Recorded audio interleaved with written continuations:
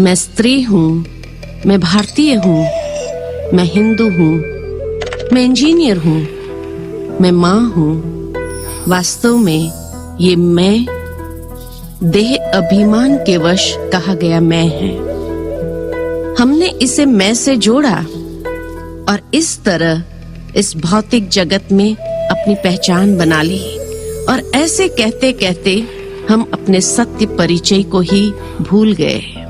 जैसे ही हम मेरे से, चाहे वो मेरा शरीर ही क्यों न हो, से बाहर आएंगे, तब हम अपने आप से, उस आध्यात्मिक शक्ति से जिसे आत्मा कहते हैं, उसे मिलेंगे या उसे जान पाएंगे। आत्मा शरीर को ऐसे ही चलाती है जैसे कोई ड्राइवर कार को चलाता है। आत्मा भ्रुकुटी के मध्य निवास करती है और एक चमकती हुई ज्योति बिंदु की तरह है। आत्मा की 3 सूक्ष्म शक्तियां हैं। जब ये सोचता है तब हम इसे मन कहते हैं। मन अनेक प्रकार के विचार उत्पन्न करता है। आत्मा इन विचारों का मूल्यांकन करती है और फिर निर्णय लेती है, जिसे बुद्धि कहते हैं। एक बार बुद्धि निर्णय ले लेती है, फिर हम कर्म में आते हैं। बार बार जब वही कर्म हम दोहराते हैं तो वह हमारी आदत या संस्कार बन जाता है। हमारे संस्कार हमारे पिछले जन्मों से, हमारे माता पिता से और हमारे चारों ओर के वातावरण से प्रभावित होते हैं। पर हर आत्मा के निजी संस्कार, आध्यात्मिक ज्ञान, पवित्रता, प्रेम, शांति, सुख, आनंद एवं शक्ति है। इसीलिए सभी आत्माएं इन गुणों का अनुभव करने की सदा ही इच्छा रखती है। जब हम आत्मिक स्मृति में रहते हैं अथवा स्वयं को आत्म समझते हैं, तब यह सभी गुण स्वाभाविक ही अनुभव में आते हैं।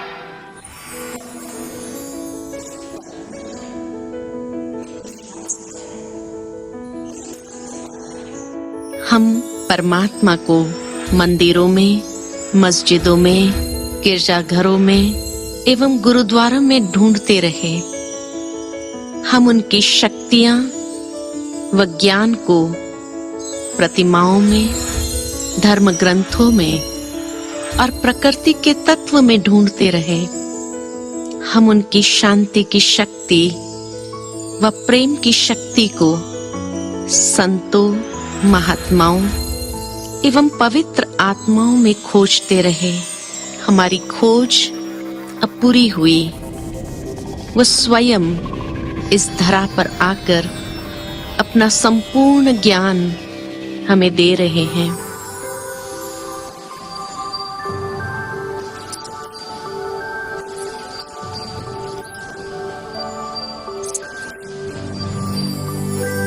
वही परम आत्मा जो स्वयं का शरीर रूपी वस्त्र धारण नहीं करते हैं, उन्हें हम इन चरम चक्षु से देख नहीं सकते, न सुन सकते, न ही स्पर्श कर सकते हैं, पर उन्हें महसूस व अनुभव कर सकते हैं। वे सभी आत्माओं के परम पिता है और सभी धर्म में उनके ज्योति स्वरूप के चित्र व यादगारें हैं। हम उसे भिन्न भिन्न नामों से याद करते हैं, जैसे ईश्वर, अल्लाह, यहोवा, पर उनका अपना नाम शिव है। शिव का अर्थ है कल्याणकारी, जो सबका भला करते हैं। परमात्मा ज्ञान, प्रेम, शांति, शक्तियों व पवित्रता का सागर है। परमात्मा हम सभी का पिता है और हमें प्यार व सुरक्षा प्रदान करते हैं। परमात्मा हमारा परम शिक्षक भी है, जो हमें ज्ञान देते हैं। परमात्मा हमारा मुक्तिदाता व सतगुरु है। वे हमें वरदान देते हैं और विकारों से मुक्त होने का रास्ता बताते हैं। परमात्मा का निवास स्थान निराकारी दुनिया है, जो अनंत लाल सुनहरे प्रकाश की दुनिया है, जो इस भौतिक जगत से बहुत दूर है।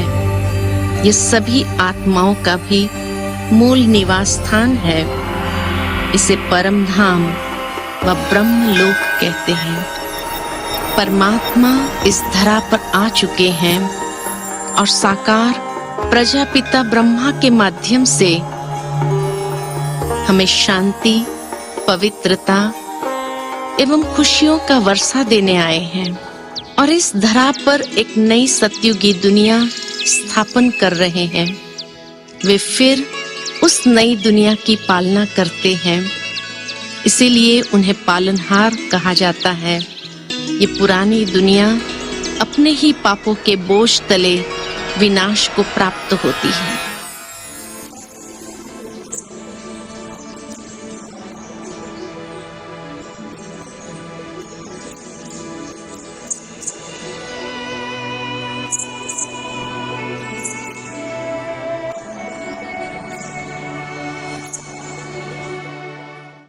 इसमें समय के हिसाब से गुण व रूप में बदलाव आता है।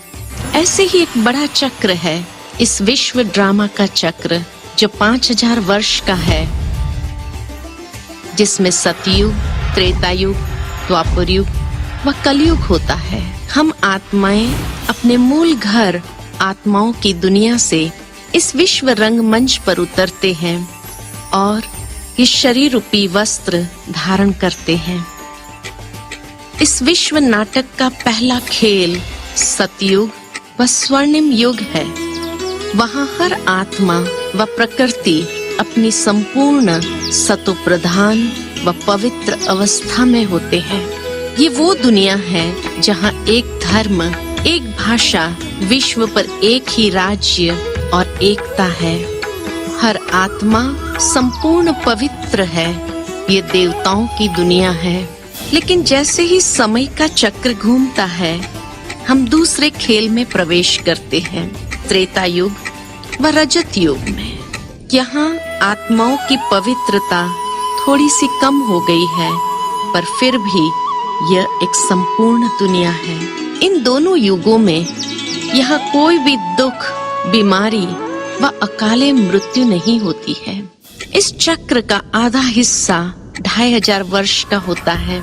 धीरे धीरे समय प्रमाण आत्मा की पवित्रता व शक्ति कम होने लगती है और हम द्वापर युग में प्रवेश करते हैं। शरीर से हमारा लगाव बढ़ता है और काम, क्रोध, लोभ व अहंकार हमारे कर्मों में आने लगता है। हम परमात्मा की खोज करने लगते हैं। यहाँ पहले ज्योतिर्लिंगम शिव परमात्मा के मंदिर बनाए जाते हैं। इब्राहिम, महात्मा बुद्ध, जीसस क्राइस्ट, महावीर स्वामी आदि शंकराचार्य इस रंगमंच पर आकर हमें याद दिलाते हैं कि परमात्मा निराकार ज्योति स्वरूप है। वे हमारे परम पिता हैं और हम सभी आपस में भाई भाई हैं। कलयुग में आत्मा की शक्तियों में तेजी से गिरावट आती है और हम धर्म, देश व जाति के आधार से विभाजित हो जाते हैं। दुख, बीमारियां व तकलीफें अपनी चरम सीमा पर पहुंच जाती है और हम विज्ञान और तकनीकी में अपने सुख की तलाश करते हैं। विश्व नाटक चक्र के रूप में घूमता है और अब हम कलयुग से सतयुग के तरफ जा रहे हैं।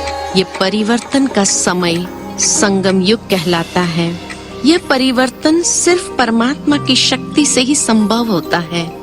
परमात्मा इस धरा पर अवतरित होते हैं और हमें यह ज्ञान देते हैं कि हम कौन हैं। हम वो पवित्र आत्माएं हैं जो सतयुग में थी और अब कलयुग में आ चुकी है। परमात्मा हमें फिर से शक्तियों से भरने आते हैं और हमारी अंदर छिपी हुई दिव्यता को बाहर लाते हैं और एक ऐसी नई दुनिया का निर्माण करते हैं जहाँ शांति ही धर्म है, प्यार की भाषा है, कर्मों में सत्यता है और खुशियों से भरा जीवन है।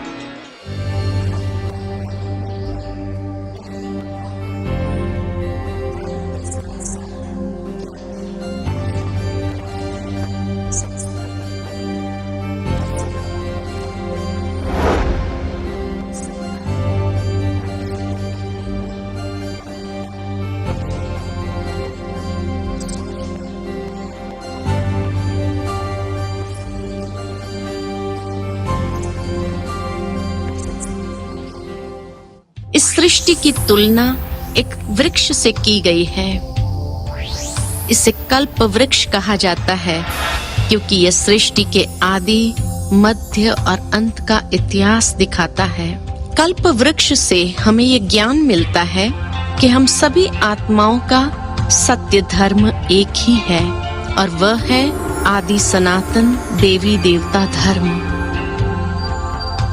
जैसे जैसे समय बीतता गया, अन्य धर्म भी विकसित हुए। परमपिता परमात्मा ही इस संपूर्ण मनुष्य सृष्टि रूपी वृक्ष का बीज है। राजयोग मेडिटेशन एक अंतर की यात्रा है और परमात्मा के साथ निजी व स्वाभाविक संबंध को अनुभव करना है। सर्वशक्तिमान परमात्मा के साथ जुड़ने से आत्मा में अपने मूल गुणों को, जैसे आध्यात्मिक ज्ञान, पवित्रता, प्रेम, शांति, सुख, आनंद और शक्ति आती है।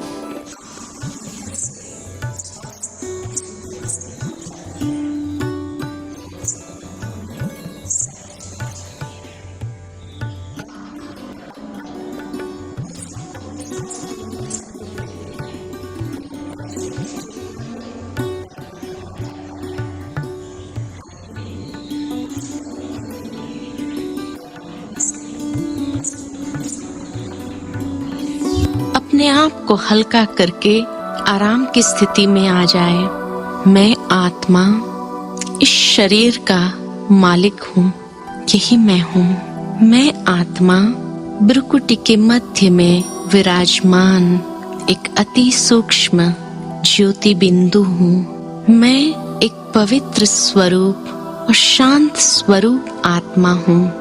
मैं आत्मा अपने घर, अपने परम पिता से मिलने जा रही हूँ। स्वयं को देखो एक चमकते हुए सितारे के रूप में।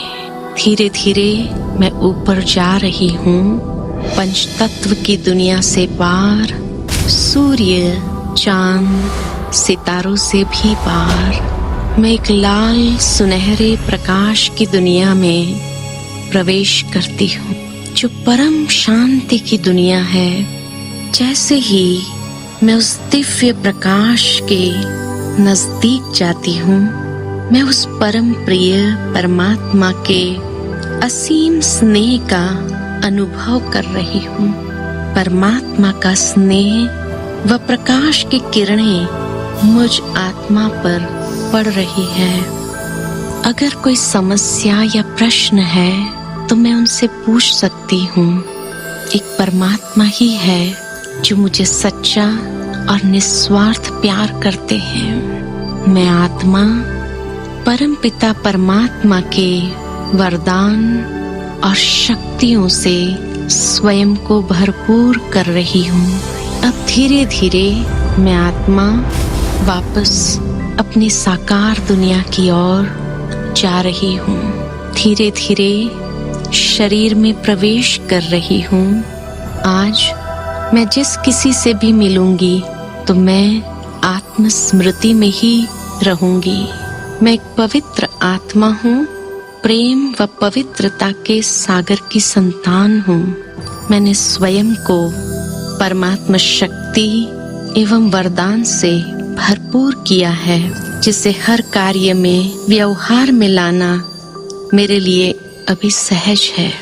प्रजापिता ब्रह्मा कुमारीज ईश्वरीय विश्वविद्यालय एक विश्वव्यापी संस्था है जो आध्यात्मिकता को व्यवहारिक जीवन में लाने तथा हर आत्मा को अपनी व्यक्तिगत, व्यवहारिक तथा पारिवारिक जीवन का विकास करने की शक्ति प्रदान करता है। इसका अंतर्राष्ट्रीय मुख्यालय भारत में माउंट आबू राजस्थान में है और इसकी 133 देशों में 8,500 से भी अधिक शाखाएं हैं। ये संस्था विभिन्न प्रकार के कोर्सेज किसी भी उम्र व व्यवसाय के लिए प्रदान करती है, जैसे भावनाओं का प्रबंधन, तनाव मुक्त जीवन, मन प्रबंधन, सकारात्मक विचार, स्वास्थ्य सुधार के मूल्य, महिला सशक्तिकरण आदि आदि।